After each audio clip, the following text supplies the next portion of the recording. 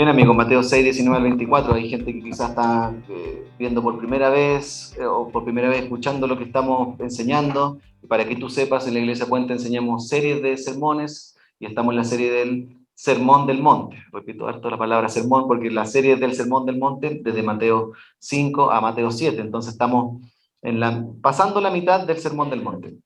Entonces hoy día quiero preguntarnos, o por lo menos el pasaje nos va a llevar a pensar, ¿qué revela el dinero de tu estado espiritual? Ya sé lo que vamos a estar viendo hoy día. Ya lo leímos, ¿no es cierto? Y te diste cuenta, hablamos de riqueza ahí. ¿Qué revela el dinero de tu estado espiritual? Para allá nos va a llevar Jesús hoy día.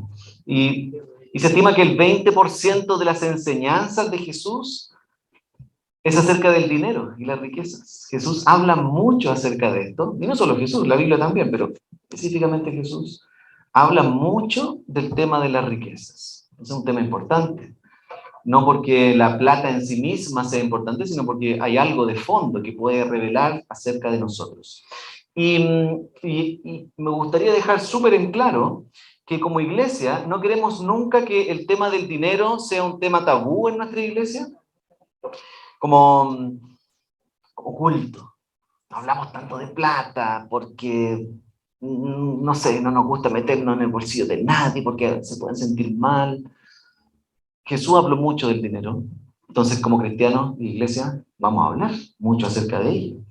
Entonces, no queremos que sea un tema tabú en la iglesia. Y cuando cada cierto tiempo damos informes financieros para que tú sepas cómo la iglesia está administrando esos recursos, en qué se invierten, se gastan, todos los recursos que tenemos. Aprovecho de poner ese paréntesis para que tú sepas, y ya pronto va a venir otro informe para que sepas más o menos cómo se mueven ahí los recursos. Pero por lo mismo, no queremos ser una iglesia que el dinero es un tema tabú, que no se habla, que siempre está ahí escondido, que si lo sacamos va a haber problemas. No, siempre queremos hablar con mucha libertad acerca del dinero. Y obviamente después de lo que veamos hoy día, espero que te haga mucho más sentido eso, ¿vale?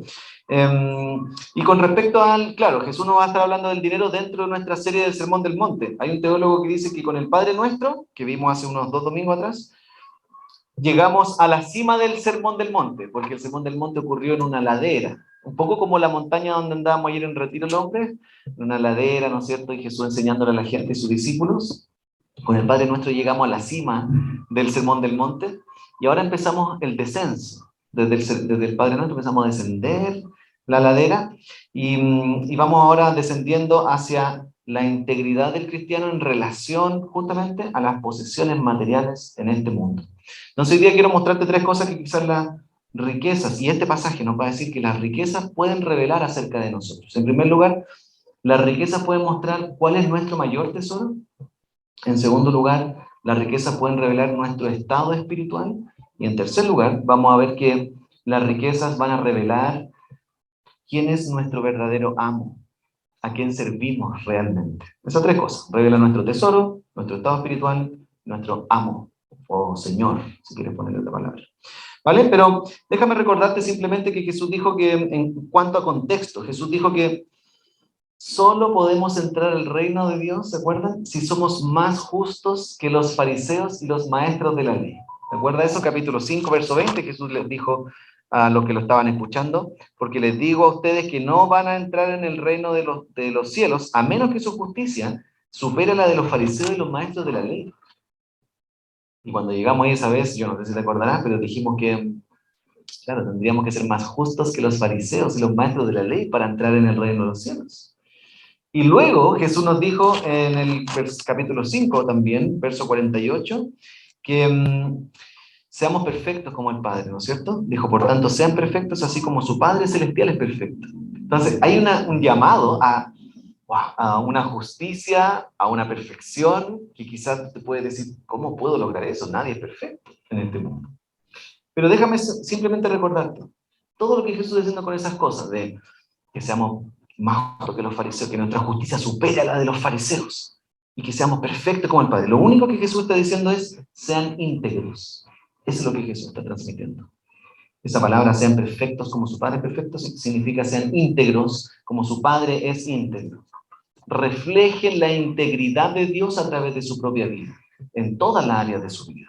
Y eso es algo que los fariseos no hacían. Por eso dicen, sean más justos que los fariseos, su justicia supera la de los fariseos. Bueno, ¿cómo hacemos eso? Ellos leían más la Biblia que nosotros, iban más a la sinagoga que nosotros, daban más plata quizás que nosotros. Pero Jesús está diciendo sí, pero su vida no estaba conectada a su corazón. Había una desconexión, no había integridad. Y Jesús está diciendo, quiero que ustedes sean íntegros. Esa es la justicia que va a superar a todo esto que por fuera se ven bien. Yo quiero que ustedes estén conectados de afuera que viven con su corazón. Esa es la integridad que estoy esperando, dice Jesús. Y ahora Jesús va a desafiar a sus seguidores, a todos los cristianos que vamos a estar escuchando hoy día, a evaluar nuestra integridad en relación a las riquezas en el mundo. Eso fue lo que leímos. Entonces, ¿qué revelan las riquezas de ti como persona, como cristiano, seas cristiano o no cristiano? ¿Qué revelan de ti las riquezas, las posesiones materiales, la economía, la plata, el dinero? Ponle todos esos nombres que quieras ponerle ahí. Quizás vamos a estar diciendo siempre la palabra riquezas para no solo achicar el espectro de la plata en sí mismo, pero hay muchas otras cosas que funcionan como riquezas. Y Jesús comienza diciendo, evalúa dónde está tu mayor tesoro, para saber qué revela en primer lugar los dineros, las riquezas de ti como persona. Evalúa dónde está tu mayor tesoro. Por eso ese es mi primer punto. Las riquezas revelan nuestro mayor tesoro. Mira lo que dice en el verso 19 del capítulo 6. Ahí Jesús dice, no acumulen para sí tesoros en la tierra donde la polilla y el óxido destruyen y donde los ladrones se meten a robar. Más bien, acumulen para sí tesoros en el cielo donde ni la polilla ni el óxido carcomen, ni los ladrones se meten a robar. El problema, dice Jesús, no es el tesoro en sí mismo, el problema no es las riquezas, ni tampoco el acumular, si te das cuenta. Nos está diciendo, no acumulen, porque Jesús después dice, acumula tesoros, pero en otro lugar. Entonces el problema no es acumular, ni como estos programas de National Geographic, no, ¿cómo se llama esto? History, los acumuladores compulsivos, ¿viste? Que tienen la casa llena de cosas. Bueno, Jesús está diciendo acumulen, pero en el lugar correcto. Entonces el problema no es las riquezas, no son el tesoro en sí mismo que sea pecaminoso, ni el acumular. El tema es lo que significa para nosotros, dice Jesús, las riquezas. Entonces las riquezas podrían estar revelando el tipo de persona que somos y lo que realmente nos interesa más en la vida. Eso es lo que está tratando de decir. Y hay dos tipos de personas que quedarían en evidencia al mostrar con las riquezas. Dos personas quedan en evidencia ahí. Una de ellas, no, la riqueza revelaría si somos personas sabias o somos personas necias. Esas son las dos personas que quedarían en evidencia con el uso de las riquezas, lo que Jesús nos está mostrando ahí. Un poquito como el contexto de Proverbios. Cuando tú lees el libro de Proverbios, se habla mucho de el necio y el sabio. Esas son las dos personas que existen, dice Jesús. Entonces, las riquezas podrían revelar si acaso somos necios o somos sabios. Si acaso invertimos en la tierra o invertimos en el cielo. Hay solo dos tipos de personas. Déjame explicarte a qué me refiero con invertir en la tierra, porque lo que Jesús está diciendo es eso, ¿no es cierto? Para Jesús, la persona insensata o necia, y que va a ser el tema de aquí en adelante a todo esto en el Sermón del Monte, siempre va a mostrar dos tipos de personas, el que da fruto, el que no da fruto, el que va por la puerta estrecha y la puerta ancha, siempre nos va a decir, hay dos tipos de personas, el sensato o el insensato, el que construye sobre la roca o la arena. De aquí para adelante van a venir dos tipos de personas, y Jesús quiere que tú puedas identificarte, ¿dónde estoy ahí? Y ya lo está haciendo ahora. Dos tipos de personas, los que invierten en la tierra, esas son las personas insensatas, es decir, personas que ven que la tierra, este mundo, donde yo vivo, puede proveerme todo lo que necesito en mi vida. Y que puedo encontrar en este mundo, en este nivel visible, todo lo que mi corazón necesita, mi mayor tesoro. Por eso estoy diciendo que el primer punto es ese. Las riquezas pueden revelar mi mayor tesoro. Y esa persona que invierte en la tierra no ve que todo lo terrenal es inseguro, no logra ver eso. Y por eso Jesús dice ahí en el verso 19, ¿no es cierto? No acumulen para sí tesoro en la tierra donde la polilla y el óxido destruyen y donde los ladrones se meten a robar. Todas las riquezas de este mundo, dice Jesús, están expuestas a la corrupción, al robo, a la pudrición. Y Jesús dice, los que invierten en la tierra no se dan cuenta de eso. Por eso en ese sentido son necios. Los tesoros terrenales, dice, tienen fecha de vencimiento, no tienen la capacidad de darnos la seguridad que necesitamos. Te puedes comprar el traje más costoso que puede existir en una tienda y seguramente a los 10 años va a tener alguna piquete de polilla, un pequeño bichito, va a destruir tu gran inversión, que te costó millones. O el último auto 0 kilómetros modelo más increíble que pueda haber y tu mayor inversión en este mundo. Y el óxido, tarde o temprano, se lo va a comer. No es algo que va a durar para siempre, está diciendo Jesús. No está diciendo, no te compre un traje bonito, no te compre un buen auto, no está diciendo eso, pero entiende que las cosas de este mundo son pasajeras, van a terminar, se corrompen fácilmente, una polilla, la mísera pichito puede destruir toda tu gran inversión. Eso es lo que quiere que tú tengas en mente. Y aquellos que invierten en esas cosas, buscan ahí su mayor tesoro, dice Jesús, finalmente van a terminar siendo desilusionados por su inversión. Entonces los tesoros terrenales evidencian para algunas personas quizás sus deseos más profundos. Hay un autor que se llama Tim Keller que habla de los ídolos, ¿no es cierto?, que la Biblia presenta, esto de amar a algo o a alguien más que a Dios. Y dice, los ídolos generalmente vienen en forma de racimo, como un racimo de uva, donde la uva más de arriba, digamos, del racimo, son los ídolos más superficiales, y siempre esos ídolos superficiales esconden un ídolo mucho más profundo en tu corazón. Entonces dice, el dinero puede funcionar como un ídolo superficial, está ahí, se ve, tengo la plata aquí, mi billetera, ando con moneda ahí, puede funcionar como un ídolo superficial, pero que esconde ídolos más profundos en mi corazón, como por ejemplo, personas que pueden usar el ídolo del dinero para mostrar o esconder quizás un poquito su deseo de control. Necesito la plata, que ya es un ídolo, y dependo de eso, pero porque hay uno más profundo. Creo que a través del dinero puedo controlar mi vida, situaciones o personas. O quizás hay personas que en el dinero, el ídolo más profundo es la seguridad. Y van a encontrar en el ídolo superficial su manera de controlar su ídolo más profundo y de alimentarlo. Es decir, ok, yo soy una persona, necesito seguridad, el dinero me va a proveer eso. Entonces al final el dinero va a estar motivado por mi deseo más profundo de encontrar seguridad. Y eso va a revelar que quizás soy una persona insegura. No confío quizás en la provisión del Señor. Va a revelar otras cosas más profundas. O quizás hay personas que a través del dinero van a poder alimentar su ídolo más profundo de la aprobación. Y a través del dinero voy a poder lograr que entrar a algún círculo especial de personas, ser aceptado por cierto nivel socioeconómico, y eso me va a producir satisfacción, identidad. Voy a usar el dinero para alimentar un ídolo más profundo en mi corazón. Entonces el dinero, finalmente, la riqueza, pueden revelar cuál es tu mayor tesoro. ¿Dónde está puesto ahí tu corazón, finalmente? Ahora, también Jesús nos está diciendo, podemos invertir en el cielo. Esa es la persona sabia, ¿no es cierto? Después en el verso 20 dice ahí, más bien acumulen para sí tesoro en el cielo. No, el problema no es acumular, el problema es dónde. En el cielo donde ni la polilla ni el óxido carcomen, ni los ladrones se meten a robar. Entonces las personas que invierten en las cosas del cielo, en las cosas de Dios, ahí acumulan sus tesoros. Ahora la pregunta es qué significa eso en la práctica, porque claro, yo veo aquí plata que se mueve físicamente ya, pero en el cielo, ¿cómo se invierte ahí? ¿Cuál es ese banco? ¿Dónde está? ¿Qué cuenta corriente uso ahí? Entonces lo que está diciendo Jesús simplemente no es que a los cristianos no nos importe la plata, como en el sentido de que, como si la plata fuera del diablo y no, tenemos que evitar a toda costa la plata y vivir en la más extrema pobreza, porque eso es lo que Jesús está, no está, ese no es el extremo, ¿vale? Jesús está diciendo simplemente que usemos el dinero y las riquezas según los parámetros del reino de Dios. Eso es lo que Jesús está estableciendo. Acumular tesoro en el cielo significa que la persona sabe dónde es seguro invertir sus recursos y cómo usarlos, y porque sabe que ahí está toda su esperanza. Ahí está su mayor tesoro. ¿Y dónde va a encontrar lo que necesita para su corazón? Entonces los tesoros del cielo son seguros, confiables, no se van a pudrir, no se van a oxidar como los tesoros terrenales. Ahora la pregunta es cuáles son esos tesoros celestiales del cielo, ¿no es cierto?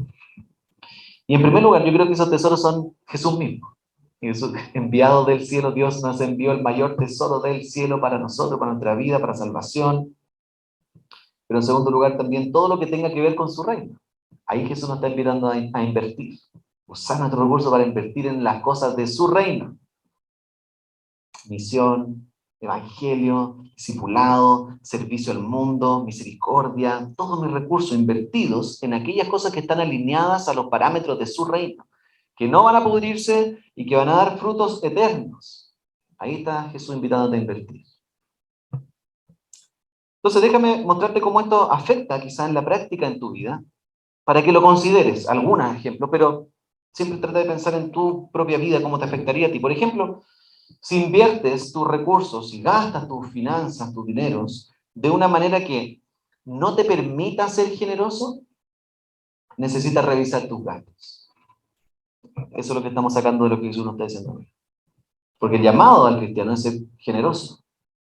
Esos son los parámetros del reino de Dios. Así invertimos. Generosidad para su reino.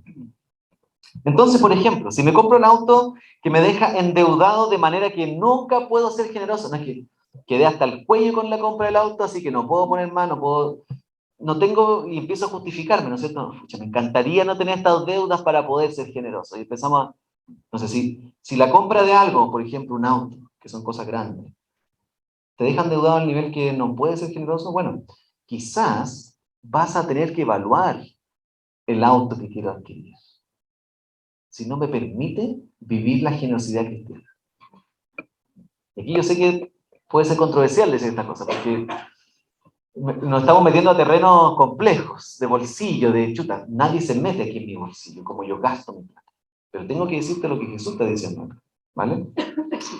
O por ejemplo, si uso mis recursos para pagar esas vacaciones tan soñadas, que tanto me merezco, por todo el esfuerzo de mi vida, pero me dejan encalillado a tal punto que no voy a poder ser generoso e invertir en las cosas de su reino, voy a tener que quizás evaluar dónde me voy a ir de vacaciones. Tal vez. Porque nos pone en una situación difícil. En otras palabras, ¿en quién está centrada la inversión de mis recursos? Eso es lo que te quiero mostrar. ¿En quién está centrada la inversión de mis recursos? No estoy diciendo que no te compres auto, no estoy diciendo que no tomes vacaciones, pero vas a tener que evaluar muchas veces, Señor, quiero ser más generoso, pero no puedo, estoy hasta el cuello. Bueno, ¿por qué estoy hasta el cuello? ¿Dónde está mi mayor tesoro? ¿Dónde estoy invirtiendo? Eso quiero animarte. Ir para atrás a evaluar la profundidad de tu corazón. Entonces, ¿dónde está tu mayor tesoro? Esa es mi pregunta para ti. Porque finalmente, como dice Jesús, el problema no son las riquezas, sino tu corazón. Verso 21, ¿lo viste tú mismo ahí? Porque donde esté tu tesoro, allí estará también tu corazón. Y eso quiero que puedas evaluarlo hoy día, bien adelante. Y cuando Jesús dice el corazón, no solamente está diciendo la emoción, como el romanticón, la sensación, ¿no es cierto?, del corazón. No, está diciendo lo que mueve el centro de tu vida. Es el corazón en la Biblia. De dónde nacen tus sueños, tus deseos más profundos, lo que te mueve, lo que te apasiona. ¿A quién das tu vida? ¿Dónde proviene tu identidad? Ese es el centro de tu vida, ese es el corazón. Donde esté tu mayor tesoro, ahí va a ir tu corazón. Entonces, ¿podrías reconocer tú cuál es tu mayor tesoro hoy día? Profundizando en mi propio corazón, ¿dónde está puesto ahí? ¿Qué es lo que busco que provea mayor identidad a mi vida? Eso en primer lugar, la riqueza puede mostrar cuál es tu mayor tesoro. Así que te animo a que lo puedas considerar personalmente. En segundo lugar, nuestra manera de entender las riquezas revela nuestro estado espiritual también. ¿Lo viste? Según Jesús hay solo dos estados espirituales, luz u oscuridad, vista clara o vista nublada. Ahí lo dice en el verso 22 y 23. Léelo conmigo, por favor. Dice, el ojo es la lámpara del cuerpo. Por tanto, si tu visión es clara, todo tu ser disfrutará de la luz, pero si tu visión está nublada, todo tu ser estará en oscuridad. Si la luz que hay en ti es oscuridad, qué densa será esa oscuridad. Estar en la luz, dice Jesús, simplemente es tener la cosmovisión, o no sé, ponerte estos lentes que tengo yo y los lentes de la visión del reino de Dios. Ver las cosas con tus ojos de manera clara, según los parámetros y el estándar del reino de Dios. Y ver las riquezas como Dios las ve, desde su perspectiva. Por lo tanto, tener una vista nublada o oscura, que es la otra palabra que ocupa Jesús, simplemente para decir, no estoy logrando ver cómo usar las riquezas, no estoy logrando ver la profundidad de mi corazón porque mis ojos, mi visión está nublada porque no estoy viendo desde su perspectiva. ¿Entienden? Entonces, déjame explicarte un poquito cómo funciona la riqueza en el reino de Dios. ¿Cuál es la visión que Jesús quiere que tú tengas acerca de las riquezas en el reino de Dios? Simplemente, y muy sencillo, Jesús está diciendo que en el reino de Dios las riquezas, las posesiones, están debajo de nosotros y no sobre nosotros. ¿Entiendes lo que quiere decir?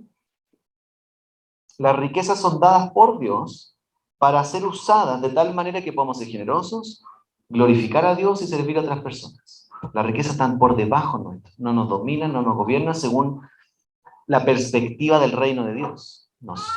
Cuando ofrendamos, siempre decimos lo mismo, ¿no es cierto? La ofrenda, los recursos, los dineros están bajo nosotros para servir, no sobre nosotros, para señorearnos. Esta perspectiva nos permite entonces usar las riquezas usar las riquezas en lugar que las riquezas nos usen a nosotros. Así se ven las riquezas dentro de la perspectiva del reino de Dios. Las riquezas están a su disposición, no para dominarme a mí. Y la riqueza en la tierra, según la cosmovisión y el entendimiento terrenal, como veamos las riquezas, la perspectiva terrenal ve la riqueza como algo que provee identidad. Puedes encontrar ahí tu valor como persona. Cuando tu cuenta corriente determina quién eres tú, incluso a veces hasta el tipo de banco, ¿cierto? ¿Se ha pasado eso? No estoy en este tipo, no voy a mencionar nombres, pero no estoy en este banco, no estoy en el otro, como que tiene cierto prestigio estar en uno u otro. Provee identidad, determina quién eres, mi estatus en la sociedad, mi clasificación social, mi billetera me dice que estoy un poco sobre otras personas incluso. Y a veces eso me lleva a definir cómo veo a las demás personas. Entonces los efectos de la perspectiva terrenal, de la plata, de la riqueza, como la vemos habitualmente quizás, son terribles, son súper peligrosas, porque muchas veces buscaremos más riquezas, incluso si no las necesitamos, porque necesito obtener de ahí los deseos más profundos de mi corazón. No necesito más plata, pero necesito más identidad, necesito más seguridad, más aprobación, ¿entiendes? Y a veces ante la falta de riqueza también, entonces, vamos a perder toda nuestra esperanza. Entonces, no sé cuál es tu perspectiva de cómo entiendes las riquezas. Según, como dice Jesús, ¿tienes un ojo con una visión clara o tu vista está nublada acerca de la riqueza? ¿Estás viendo las riquezas como con la perspectiva del reino de Dios o estás viendo las riquezas con las perspectivas terrenales solamente? Déjame darte un ejemplo para mostrarte desde la Biblia, y el pastor que puso este ejemplo me encantó, dice, tenemos dos personajes en la Biblia que nos dan ambos extremos de perspectiva y que nos ayudan quizás a situarnos cómo ver, cómo tener una visión clara de la riqueza. Por ejemplo, tenemos al gran rey famoso Salomón, uno de los reyes más pudientes, más millonarios de la historia, hijo y sucesor del gran rey David, ¿se acuerdan? Llegó a ser el rey más poderoso y sabio de la historia de la humanidad. Se estima que su riqueza llegó a 2.2 billones de dólares de hoy, es decir, no sé cuánto más, pero mucho más que el más millonario de hoy día, llamado Elon Musk, ¿no es cierto? Este compadre que manda cohetes al espacio, que se evalúa su riqueza en 270 millones de dólares. Es decir, el rey Salomón tenía 2.2 billones de dólares. O sea, hoy día Salomón sería la persona más billonaria del universo. Lo tenía todo, fiestas, mansiones reales ahí en su palacio, banquetes. Y cuando vio todo esto, el rey Salomón, se dio cuenta y escribió en el libro de Eclesiastés, todo es vanidad.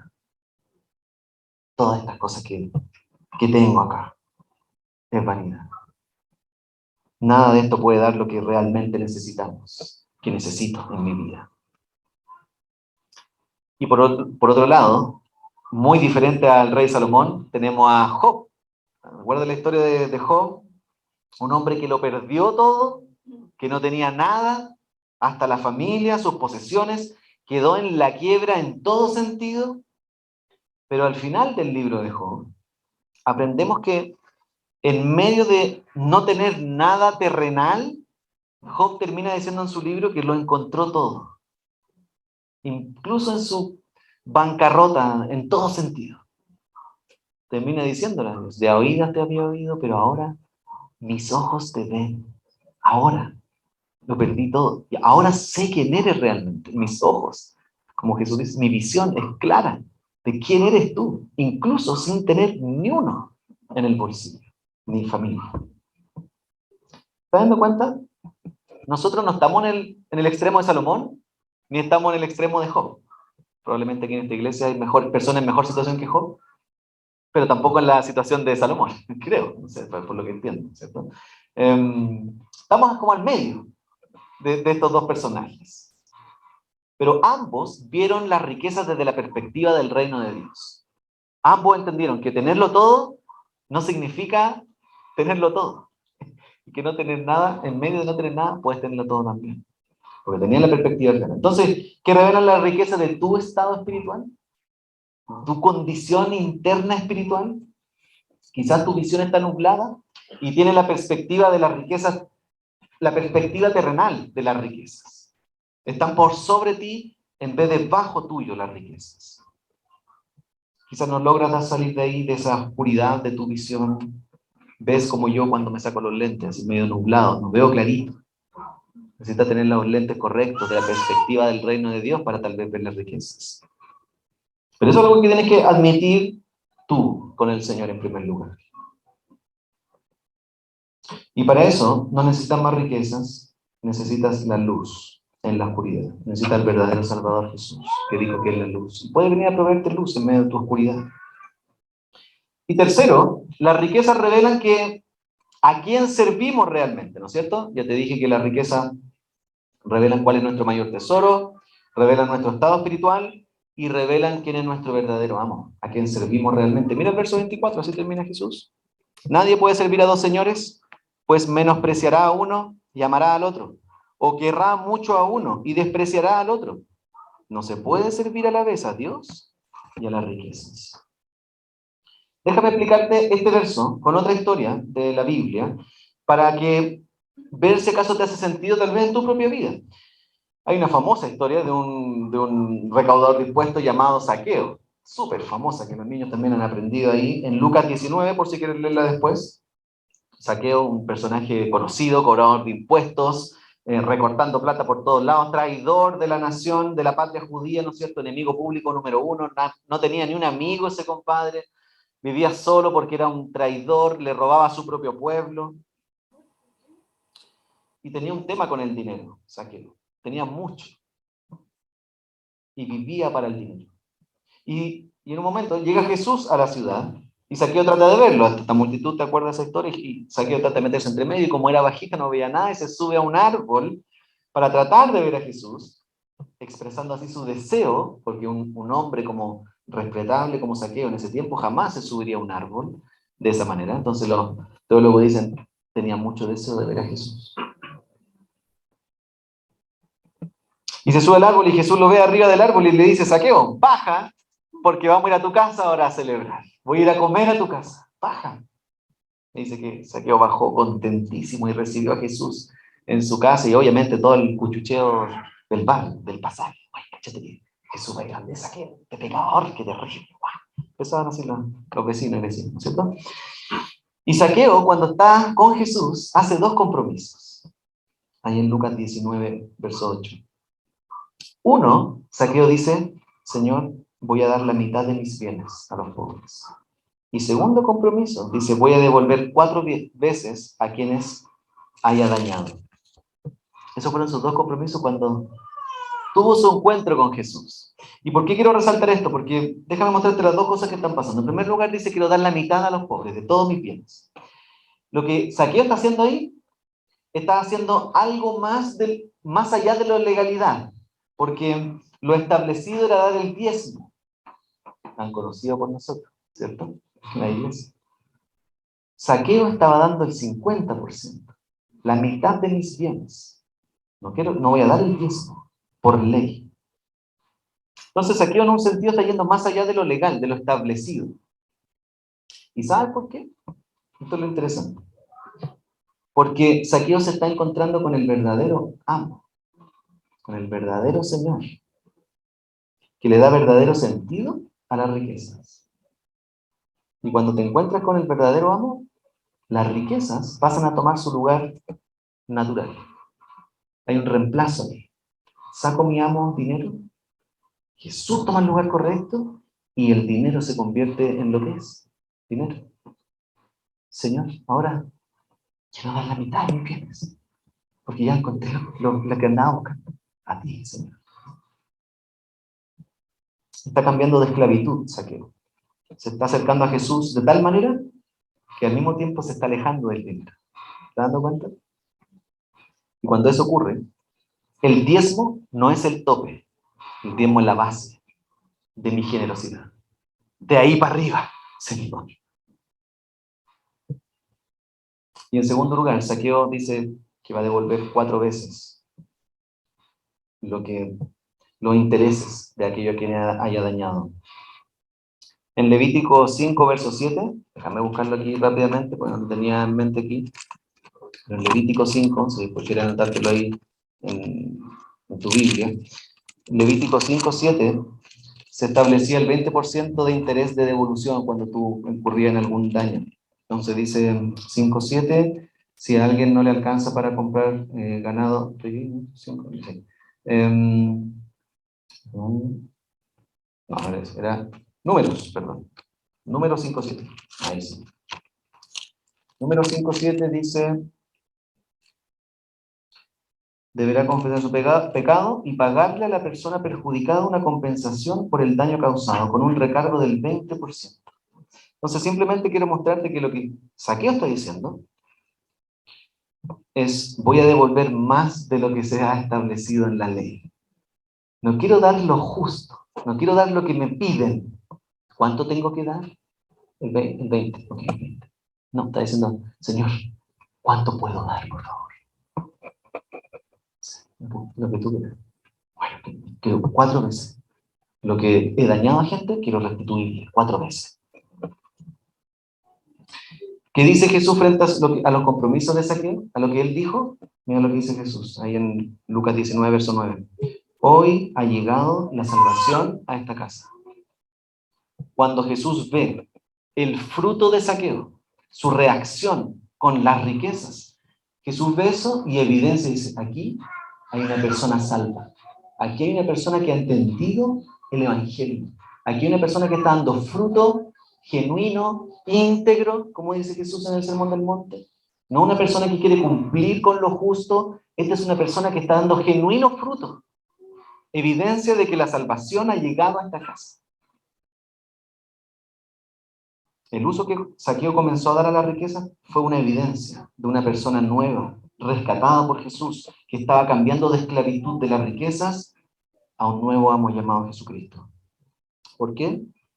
Porque vio la extrema generosidad de Jesús al venir hacia él. Entendió el Evangelio, Zaqueo, en un sentido. Entendió que Dios se da a sí mismo al 100%, que Dios no es un Dios que se diezma por ti. Jesús, Dios mismo envió a Jesús. Es un Dios que se da 100% por tu salvación, para buscar a lo que se había perdido, como le dijo a Zaqueo, venir a buscar su tesoro. Dejando sus riquezas, se hizo pobre para que lo que éramos pobres, seamos enriquecidos con su vida. Tal como Pablo anima a la iglesia en Corinto para que ellos sean generosos, en 2 Corintios 8.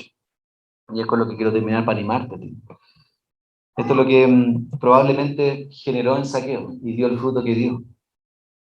Pablo anima a los corintios diciéndoles, ya conocen la gracia de nuestro Señor Jesucristo. No les pide plata específica, dice, conocen la gracia de ustedes. Ustedes saben que han sido rescatados por gracia, que Dios se ha dado al 100% por ustedes. Que aunque era rico, por causa de ustedes se hizo pobre, para que mediante su pobreza ustedes llegaran a ser ricos. No solamente en plata. Quizás no te consideras alguien rico en plata. Riqueza espiritual. Nacido de nuevo, una nueva vida, un nuevo Señor, un nuevo Salvador, un nuevo amo, con quien vivir, libre de la esclavitud a las riquezas, a las posesiones. ¿Qué revelan de ti las riquezas entonces, queridos amigos? Con eso te quiero dejar pensando. ¿Qué revelan de ti las riquezas? ¿Cuál es tu mayor tesoro? ¿Cómo ves tú la riqueza en este mundo? ¿Y quién es tu verdadero amo?